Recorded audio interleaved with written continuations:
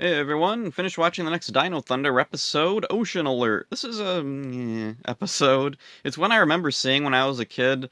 Didn't really care for it back then, but now I've developed some appreciation for it. There's some good stuff in here. It's definitely not my favorite episode. A woman walks into Haley's cyberspace, and it turns out she's Nikki Valentina, a popular star on the TV show Ocean Alert. Think Baywatch type of thing. She's strangely demanding. She asks Haley for a wheatgrass shake, and Haley's like, "Oh, sorry, we don't have any left." And then for some reason she thinks offering Haley a lot of money will somehow get her this thing that Haley doesn't have.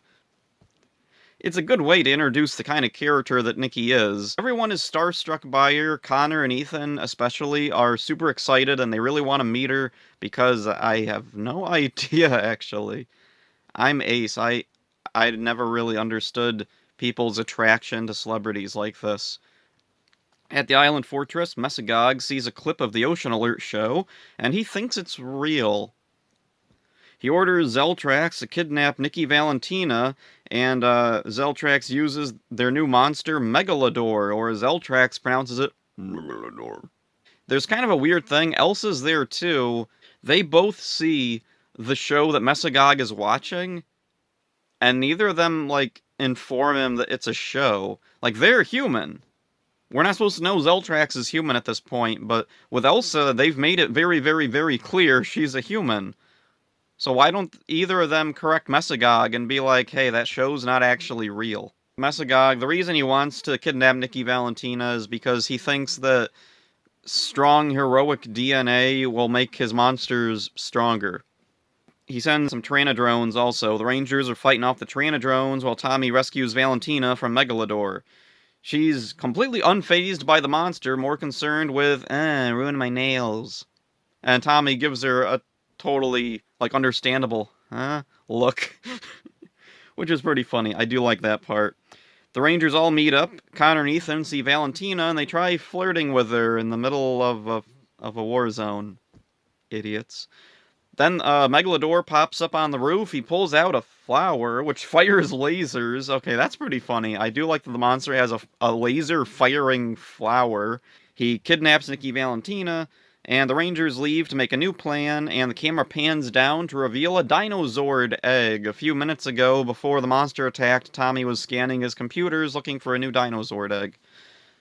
It doesn't really amount to much in this episode, unfortunately. And then we get a weird scene, which is both my favorite scene in the show and also I don't really get why it's here. We get a little scene with Trent and his father, and it's a really cool scene where Mr. Mercer tells Trent that if anything should happen to him, he wants to be confident in that Trent can take over his business for him. And Trent is really uneasy and kind of unnerved by this kind of talking to by his father, and he's like, yeah, sure, Dad, and I like the scene, but what is it? It doesn't have any relevance to the rest of this episode. At the beach, Cassidy and Devin are filming their own Ocean Alert show. Just to establish that they're there. They don't really get a lot of good, or at least Cassidy doesn't get any good scenes in this episode. Devin comes off quite a bit better. Tommy's lab, Connor and Ethan are looking in the mirror, and they realize they've broken out into rashes from the lasers they were hit with.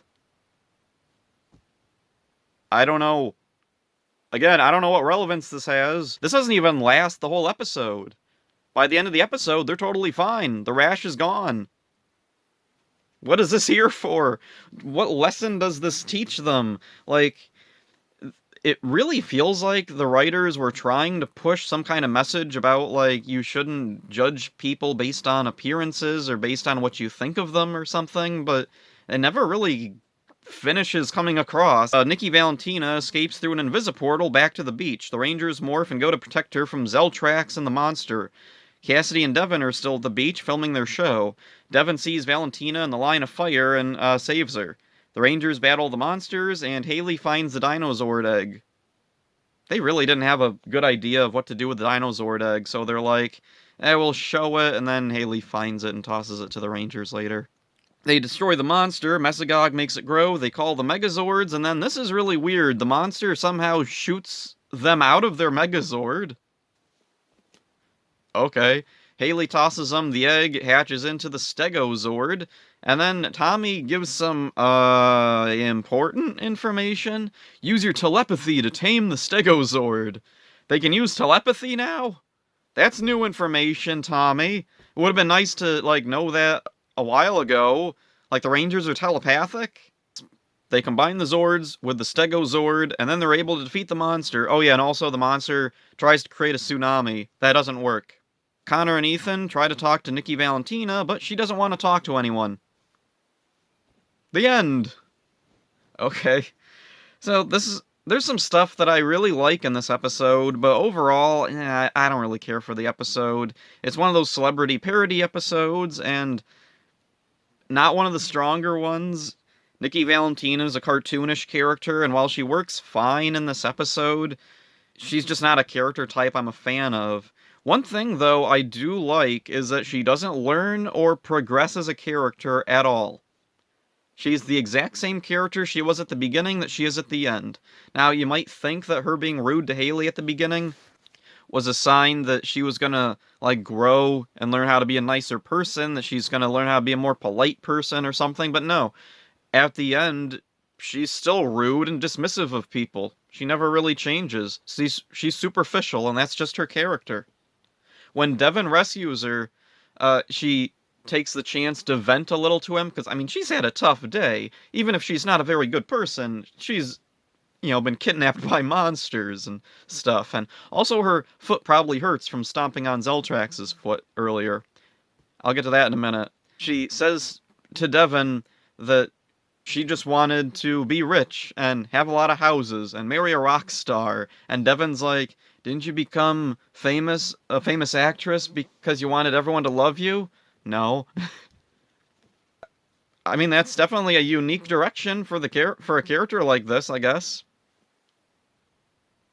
I don't dislike it, but comparing Nikki Valentina to Kylie Styles from the earlier episode Diva in Distress, Kylie Styles goes through an arc.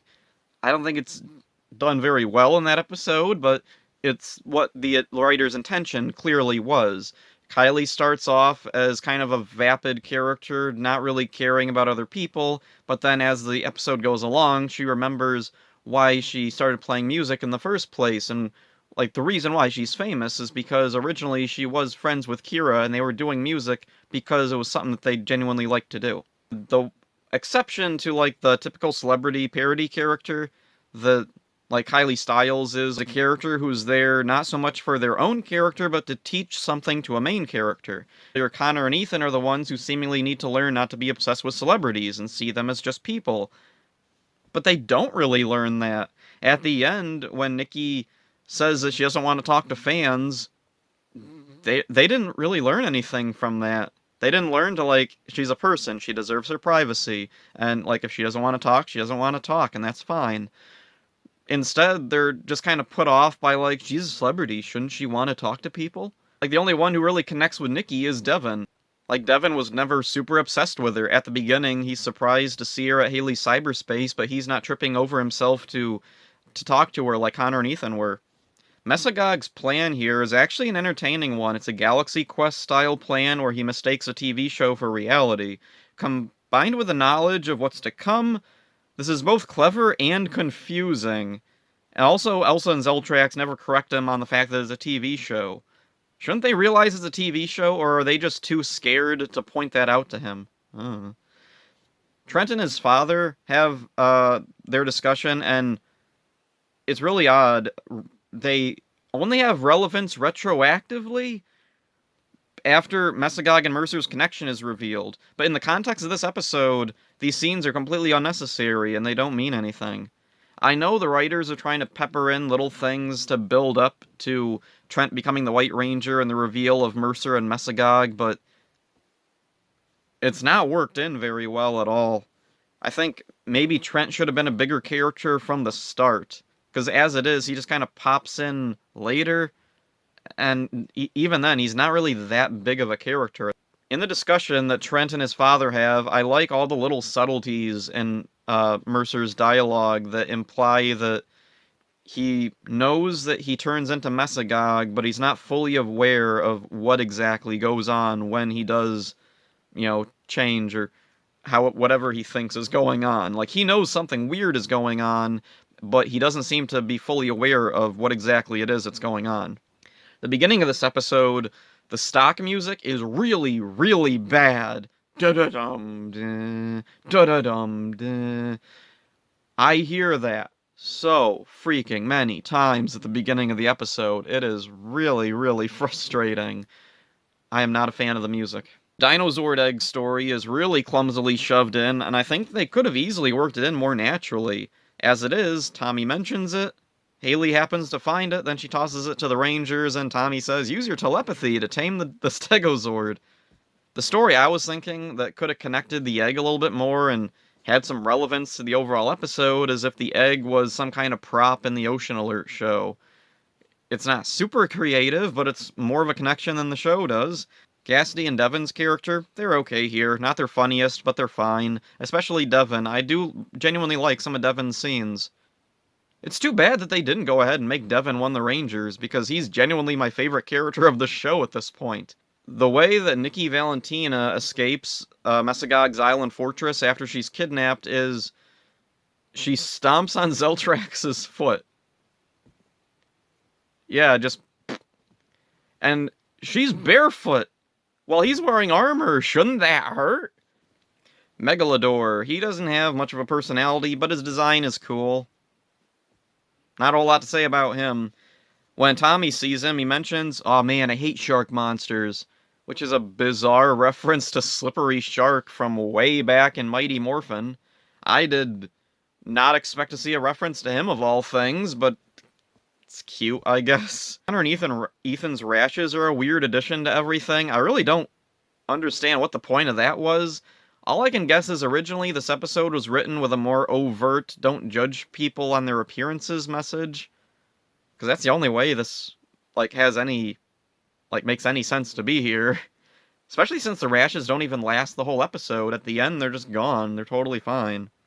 Also, I don't know how'd they get rashes from lasers being fired at them? They had their helmets on. This is an episode I didn't remember liking much as a kid, and that hasn't changed much.